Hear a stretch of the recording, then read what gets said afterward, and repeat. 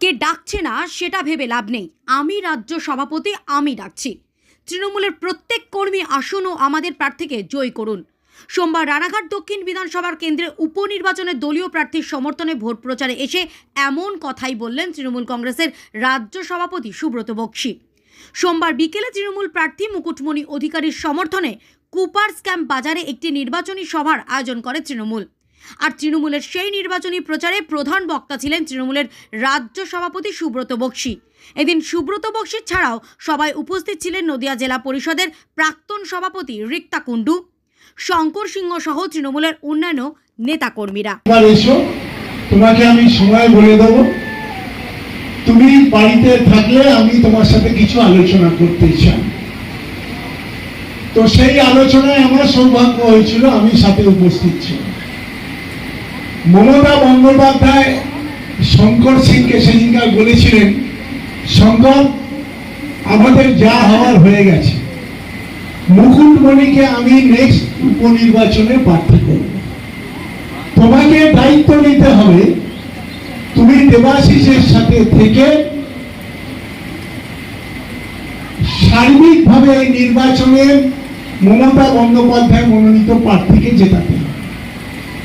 শঙ্কর অবশ্য বলেছিলেন যে দিদি আপনি অন্য কাউকে দায়িত্ব দিন, আমি সঙ্গে থেকে নিশ্চিতভাবে এই দায়িত্ব পালন করব, কোনো অসুবিধা হবে না। তখন মমতা বন্দ্যোপাধ্যায় একটা কথা বলেছিলেন, শঙ্কর, তোমাকে একটা কথা বলি, তোমার চেয়ে থেকে আমি বুঝি যে কোনো বিপদে কোনো কর্মী পড়লে তুমি ছেড়ে পালিয়ে যাবে। তো স্বাভাবিকভাবেই মমতা বন্দ্যোপাধ্যায় তাকে চেয়ারম্যান করবে বলে সেদিনকারই সিদ্ধান্ত নিয়েছে। পরবর্তী পর্যায়ে সেটা বলতে পারেন এফেক্টিভ হয়েছে। আমি খালি আপনাদের আজকের এই সভায় বলবো, সার্বিকভাবে দেবাশিসের সাথে সংগত করে যেভাবে সাজিয়েছেন, আমি নিশ্চিত যে এই উপনির্বাচনে আমাদের মমতা বন্দ্যোপাধ্যায় মনোনীত প্রার্থী তৃণমূল কংগ্রেসের জয় হবে। আমি খালি আপনাদের একটি কথা বলবো, সেই সভায় আলোচনার সময় শঙ্করদা প্রশ্ন করেছিল মমতা বন্দ্যোপাধ্যায়কে, বলো দিদি আমার বলতে লজ্জা হচ্ছে, তবু আপনি ছাড়া কাকে বলবো। তিনি বলেছিলেন কুপার্সের বহু সমস্যা আছে, বহু সমস্যা আছে। বললো শঙ্কর, তুমি নিশ্চিত থাকো, তোমার যা সমস্যা আছে তুমি কুপার্সের আমার কাছে নিয়ে আসবে, আমি দায়িত্ব সহকারে সেই সমস্ত সমস্যার সমাধান করে দেব। শঙ্করদাকে মমতা বন্দ্যোপাধ্যায় পরে চেয়ারম্যানের দায়িত্ব দিয়েছেন এবং শঙ্কর সিং তথাকথিতভাবে সকলকে সংগঠিত করে নিজে লড়ার চেষ্টা করছেন। আমি খালি আপনাদের একটি কথা বলতে চাই আজকের সভায়। আমি বহুক্ষণ বক্তব্য শুনছি, এখানে রিক্তাও আছে, নতুন যিনি সভাধিপতি হয়েছেন তিনিও আছেন, সকলকে আন্তরিক অভিনন্দন প্রণাম।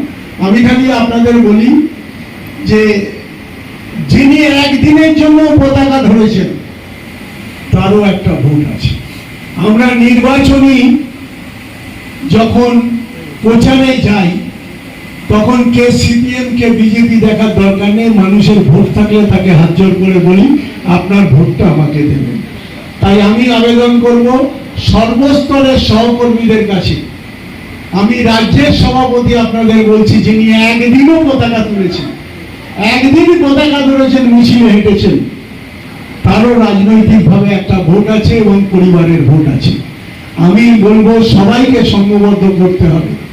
যদি ছোটখাটো কারো সেন্টিমেন্ট তৈরি হয়ে থাকে যে আমাকে অঞ্চল সভাপতি ডাকছে না, আমাকে ব্লক সভাপতি ডাকছে না, আমি আপনাদের বলবো, আমি রাজ্য সভাপতি মমতা বন্দ্যোপাধ্যায়ের নির্দেশে সর্বভারতীয় সভানেত্রী হিসেবে আমি আপনাদের কাছে প্রার্থনা করছি, আমি ডাকছি, আমি নয়, তৃণমূল পরিবার আপনাকে ডাকছে, আপনারা সমস্যায় এগিয়ে এসে আপনার যতটুকুনি সম্ভব সাহায্য করবেন, এই কথা বলে